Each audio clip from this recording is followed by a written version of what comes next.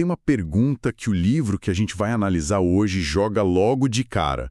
Se você pudesse entrar nos seus próprios sonhos, sabe, como um diretor de cinema, e mudar o roteiro de um pesadelo, bem no meio da cena, você faria? É uma pergunta forte, né? Muito. E essa é a promessa central de Sonhos Conscientes, o poder de controlar sua própria realidade, do Felipe Rangel Silva.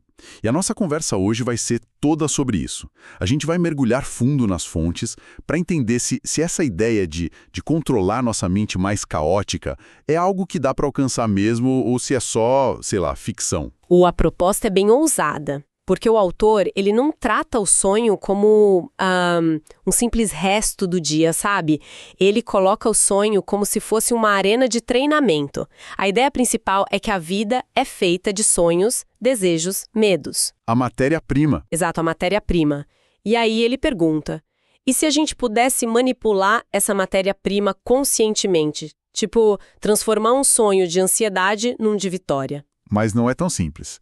Pelo que eu vi, ele já dá um aviso logo no começo. Sim, e acho importante a gente deixar isso bem claro.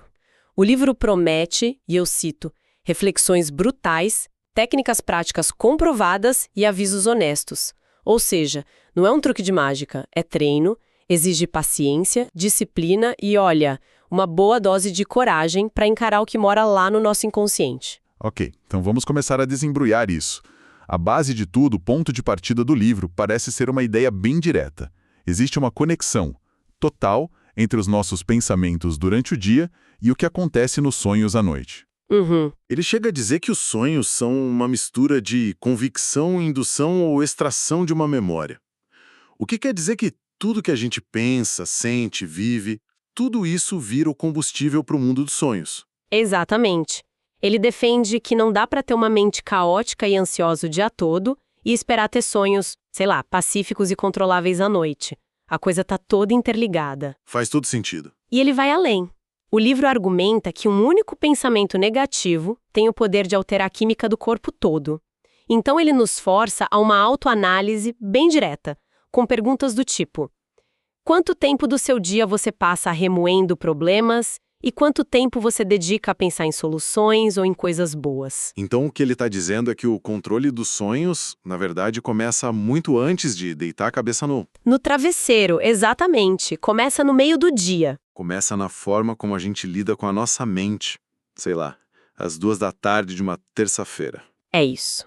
O que é fascinante nessa premissa é que o controle do consciente torna o inconsciente mais, digamos, navegável. Não é um botão que se aperta na hora de dormir. É um preparo. É um preparo. Como um atleta que treina o corpo todo dia para a hora da competição.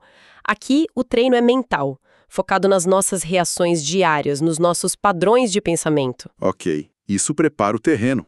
E já que é um preparo, vamos para a parte prática. O livro apresenta um primeiro passo que parece ser a fundação de tudo. Um exercício duplo de diário de sonhos e testes de realidade. Uhum. Agora vamos fazer isso juntos. A primeira ferramenta é esse diário de sonhos. Vamos imaginar a cena. A pessoa acabou de acordar. O quarto está escuro, aquele silêncio da manhã. Certo. O livro instrui a primeira coisa. Respire fundo 3 vezes. Bem devagar. Sinta o corpo pesado no colchão. E aí vem a pergunta que tem que ser feita com intensidade. O que eu sonhei?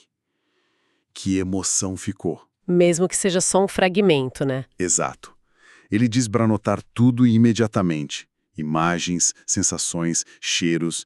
Mesmo que seja só um borrão, uma cor, anota. E a lógica por trás disso, que parece tão simples, é bem sólida. Quando a gente faz esse esforço imediato para lembrar e anotar, a gente está mandando um sinal muito claro para o nosso cérebro. Que sinal? O sinal de, ei, essa informação aqui é importante, quero que você preste atenção nela. Ah, então é como treinar um músculo. O músculo da memória dos sonhos, a memória onírica. Perfeito. É isso mesmo.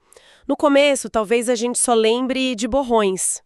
Coisas como sentimento de estar correndo. Mas o livro insiste, anote qualquer coisa. É a persistência que faz o cérebro começar a reter mais detalhes com o tempo. Entendi. Deixa de ser um filme aleatório que a gente esquece e passa a ser material de estudo. E qual é a segunda parte? Os testes de realidade. Essa é a parte ativa do treino, a que acontece durante o dia. A instrução é para que, de 12 a 15 vezes por dia, a pessoa pare o que está fazendo e se pergunte com seriedade: eu estou sonhando agora? Nossa, 12 a 15 vezes? Sim. E para não ser só uma pergunta no ar, ela precisa fazer testes. Testes que o livro chama de agressivos, porque o resultado não deixa dúvida. Ok, vamos guiar isso também. Onde quer que a pessoa esteja agora, pare. Se pergunte com urgência: estou sonhando agora? E aí, vem os testes. O primeiro, olhe para suas mãos. Elas devem parecer normais, sem distorções. Nos sonhos, as mãos quase sempre estão estranhas, com dedos a mais, a menos. Certo. Segundo teste, leia uma frase ou uma palavra perto de você. Agora, desvie o olhar e leia de novo. Na realidade, o texto fica igual. Num sonho, ele quase sempre muda. E o último, o mais famoso. Tampe o nariz com os dedos e tente respirar. Na realidade, é impossível. Mas no sonho. O ar passa. E aí que a mágica acontece. A ficha cai. A ficha cai. Repetir isso tantas vezes por dia cria um hábito tão forte, tão automático, que ele vaza para o estado de sonho. É um gatilho mental. Exatamente. A mente se acostuma tanto a questionar a realidade que uma hora ela vai fazer isso dentro de um sonho. E nesse momento, quando o ar passar pelo nariz tampado, a lucidez se acende. Caramba, eu estou sonhando. Ok, agora vamos para um ponto crucial. Uma coisa é perceber que se está sonhando. Outra, completamente diferente, é controlar o sonho. Eu imagino que a excitação de descobrir seja tanta que a pessoa acorda na hora. Acontece muito, é um problema super comum. E é por isso que o próximo passo do livro foca em controlar a mente antes de ela criar o sonho. Uma higiene mental, então? Perfeito, uma higiene mental. A técnica é chamada de vácuo mental mais reenquadramento. É para evitar que a gente leve o caos do dia para o sono. Certo, então antes de controlar o sonho, a gente precisa controlar a fábrica de onde ele vem. Vamos guiar essa técnica também. A instrução é: sente-se com a coluna ereta, pés no chão, sinta o peso do corpo, e agora vamos usar a respiração 4-7-8, que é bem conhecida. Inspire pelo nariz contando até 4, segure o ar por 7 segundos e expire pela boca bem devagar por 8 segundos. Sinta o corpo relaxar a cada ciclo. Isso já acalma o sistema nervoso fisiologicamente. Enquanto faz isso, a instrução é observar os pensamentos como se fossem nuvens passando no céu, sem se apegar, sem julgar, só observar. E aí vem o reenquadramento. Exato.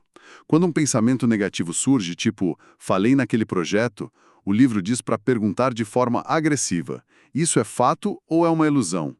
Como eu posso reenquadrar isso para algo positivo? Dando um exemplo prático que o livro usa, o falhei se transforma em algo como: aprendi uma lição valiosa.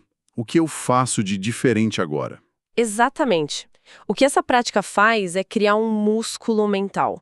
Em vez de ser levado passivamente por um redemoinho de pensamentos negativos que depois viram matéria-prima para pesadelo. Você aprende a intervir, a redirecionar a energia. Isso! Essa capacidade de acalmar o caos interno é, segundo o livro, o pré-requisito essencial para as técnicas mais avançadas de indução, que são o grande objetivo. Então, tudo isso, o diário, os testes de realidade, o controle dos pensamentos, é como o aquecimento, a preparação física e tática antes do jogo principal. Perfeita analogia. E para onde tudo isso nos leva?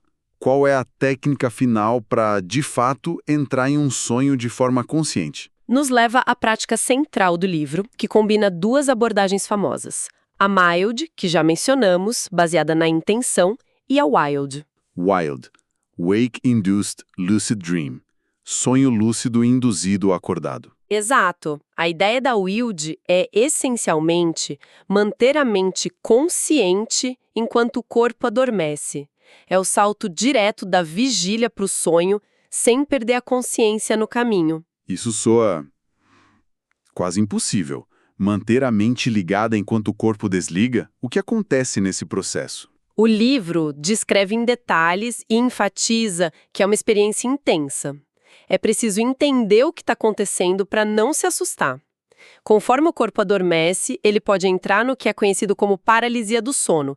É um mecanismo natural, para a gente não sair por aí atuando os nossos sonhos, né? Certo, para não dar um soco na parede enquanto sonha que está lutando. Exato. E nesse estado podem ocorrer sensações físicas estranhas, vibrações pelo corpo, formigamentos, zumbidos. Nossa, parece a descrição de um filme de terror.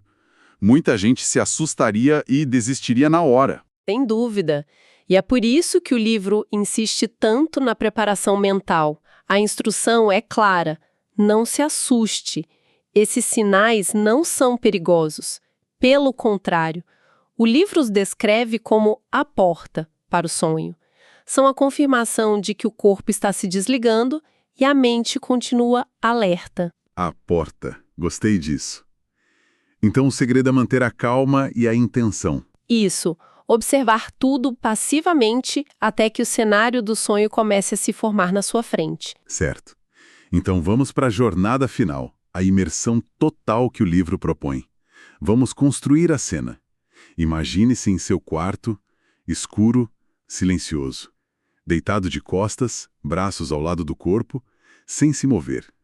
Comece com a respiração 4-7-8. Sinta seu corpo afundando no colchão a cada expiração. Ele fica cada vez mais pesado. A mente, no entanto, permanece afiada, focada. Agora, esvazie a mente. Qualquer pensamento que surgir, observe como uma nuvem e deixe passar. Não se apegue. E então, escolha um cenário. Uma praia deserta ao amanhecer. Sinta a areia úmida e fria sob os pés. Ouça as ondas quebrando. Sinta a brisa salgada no rosto. Use todos os sentidos. E aqui entra a intenção, o mantra. Sim. Mantenha a intenção. Repita mentalmente, com uma voz firme, interna. Eu sei que estou sonhando. Eu controlo este sonho. Eu estou consciente agora. E aí, sinta os sinais. O corpo vibra, formigamentos surgem. Imagens piscam na sua mente. Não se assuste. Diga internamente: estou entrando agora. Eu controlo. Esse é o momento crítico, a transição. Quando o cenário da praia se formar de verdade na sua frente, dê um passo mental para dentro dele. Toque em algo. Uma árvore, a água. Sinta a textura como se fosse real. Para se ancorar na nova realidade. Você está lá. E agora, para estabilizar, para que o sonho não se dissolva, A estabilização é fundamental. olhe para suas mãos no sonho. Esfregue uma na outra. Gire o corpo.